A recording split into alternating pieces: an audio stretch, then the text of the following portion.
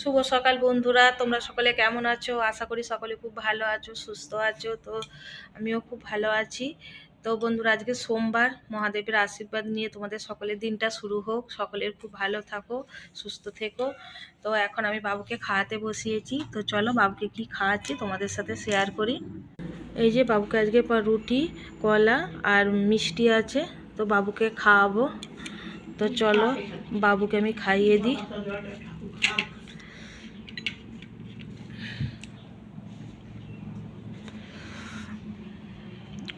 ও খাচ্ছে, ওকে খাইয়ে দিই। তো বন্ধুরা, তোমাদের কি সকলে জলখাবার কমপ্লিট হয়ে গেছে? আমার এখনও হয়নি। তো বাবুকে এবার খাওয়াবো, খাইয়ে তারপরে আমি আর মা খাবো, তারপরে রান্না বসাবো।